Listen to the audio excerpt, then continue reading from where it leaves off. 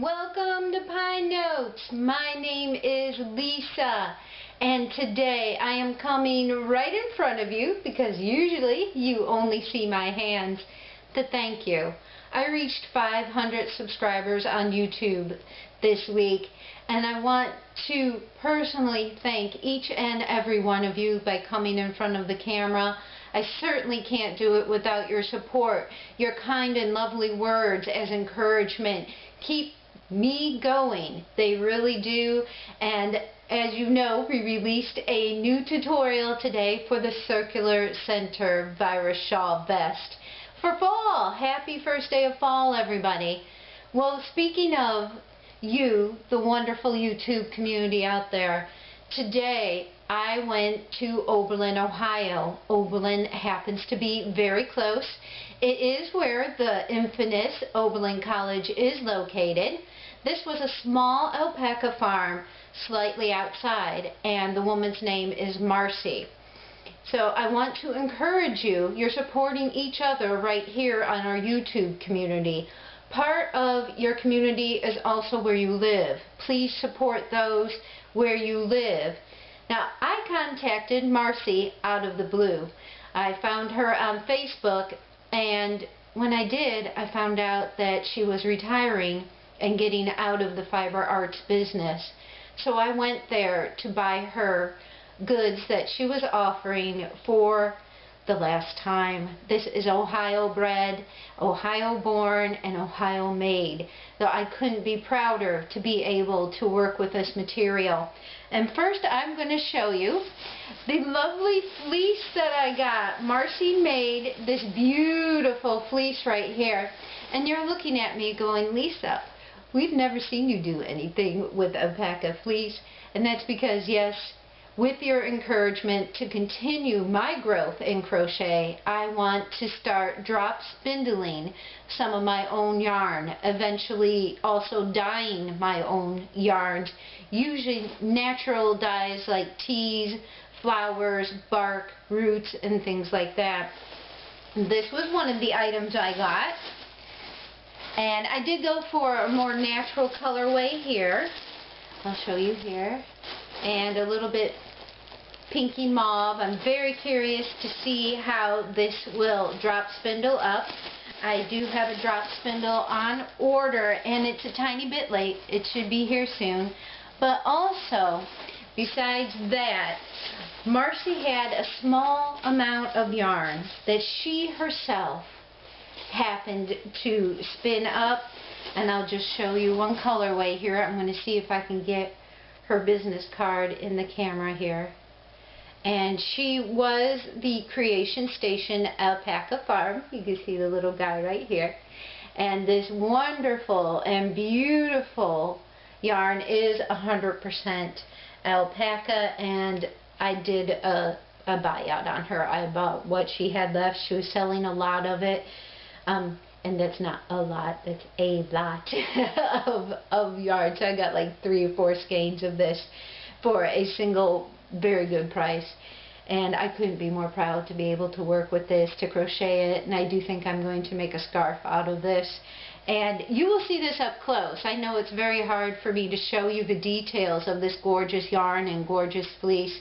And so I will do an up close video with this and show you all the details. But there's one more person I supported out there in the community. And if you watch Crafternoon Treats, you know what this bag is. I am supporting Catherine in her fantastic crochet. She does some dyeing and spinning of yarn herself, and she's absolutely a mentor to me. I've been crocheting 1.5 years this past June. It'll be 2 years this December, and I couldn't be more thrilled to support her endeavor. And I purchased, of course, the natural dye lots from her, and again, here's the Crafternoon Treats logo. I will do a close-up of all of these, and what I love is she hand wrote a note. Dear Lisa, thank you for your support. And I got a little stitch marker that is now too far away for me to reach, so we're going to leave it there because I'm going to show you up close But I'm also going to show you what downtown Oberlin looks like, because my parents and I spent a wonderfully first day of fall day down there, and it is 87 degrees. I'm not going to lie to you. It is very, very humid, but I am looking forward to the 70s and fall and all the fleecy and woolly goodness that comes with it. But again, I want to stop, take a moment, take a deep breath, and say thank you. I appreciate your support. Thank you. I appreciate you liking, watching, and subscribing to my channel. Stay right there because you're going to get close-ups. Welcome back. I do appreciate you watching me live and in person when I just returned from my shopping trip with my parents to Oberlin, Ohio, and downtown Oberlin. And as promised, I am showing you a close-up of what the yarns look like. And again, the lady who is going out of business here and retiring. In fact, I since tried to go to the website since filming this morning, and she's even taken everything down. I mean, she's really going out of business here, and I feel so fortunate to have what I do right here. And this was her yarn in the little alpaca, and this is the natural colorway, and she did say that these are all natural right here. I could take different dyes and dye them darker, put teas and coffees and anything natural I want to them, or even synthetic, but that's not the way that I wish to pursue this new venture of mine. And they are just absolutely gorgeous here. They are 300 yards, and it's a light sport weight.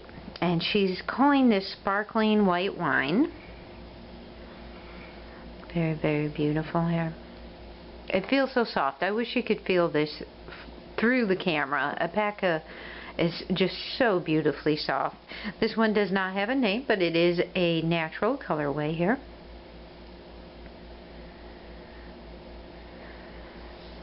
And a little bit darker.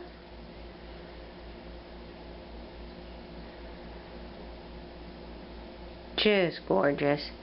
And as you can see, right away I pegged these three for a variegated scarf, doing the variegations on my own. She did not have a full skein of this left, so I got it at a discount. And I want you to notice something. The fleece that I showed you is this.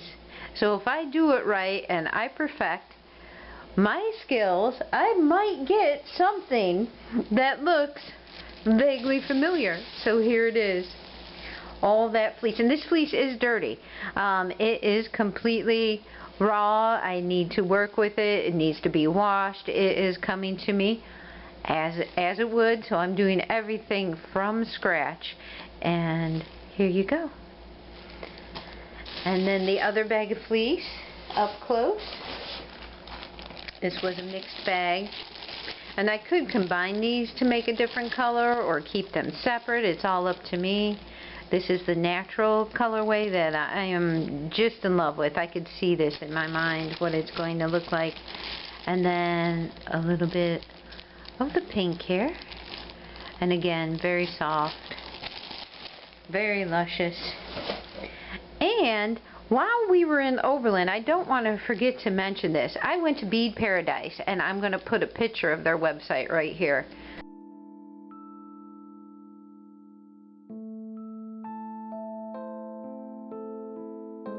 Bead Paradise in Oberlin is simply fantastic. In fact, it is the first place where I had someone ask me for my business card for the shawl you saw in the video that I was wearing. That was my very first virus shawl, and you saw it again in the add-on video because I added on a whole nother skein of stained glass in Red Heart Unforgettable Boutique yarn, and it even had the end still loose on it, and I did not realize it until we sat down to lunch that I had been wearing a shawl. I kept the ends loose to show you guys where I added on at. But here are, and I'll take pictures of these, sugar skulls from Bead Paradise. And then I got matching toppers for them. They're like The toppers were like 10 and 20 cents, and the actual little sugar skulls themselves were like $1 or $2. Fantastic place. Please check out their website. It's another local business I completely support, and I will definitely be back. My dad was buying beads for his cross stitching, and I can't wait to take a picture of that and show you. And here's another skull. Again, I'll insert pictures. I know it's really hard to see these, but wanted to mention another local shop that I visited. And along with that, I want to talk a little bit about Crafternoon treats and supporting her channel. Here is that stitch marker I dropped.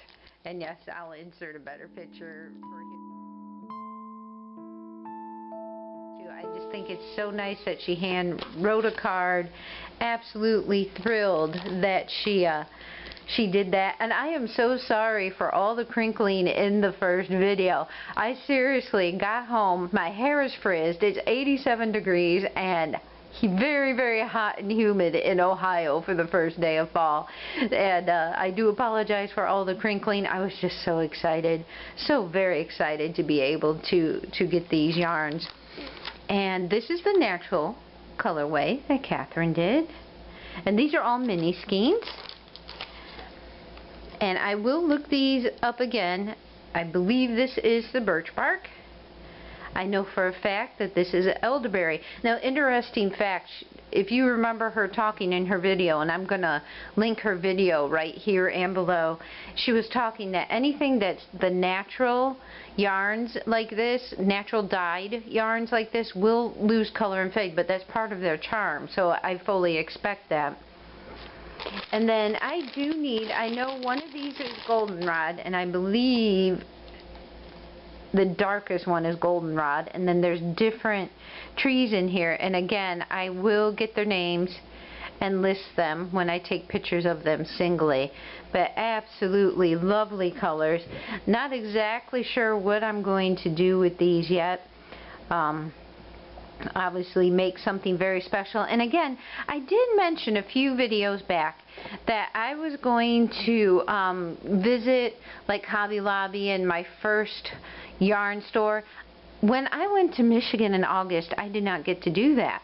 So the money I had saved or put aside for buying specialty yarns was used today to do that, and I think it worked out so perfectly being able to buy something that was handmade here in Ohio and to support Crafternoon Treats. She is such a mentor for me, as I mentioned before, and I sincerely can't wait to work with these. But of course, I'll let you go now. I'm going to give you a short tour of Oberlin.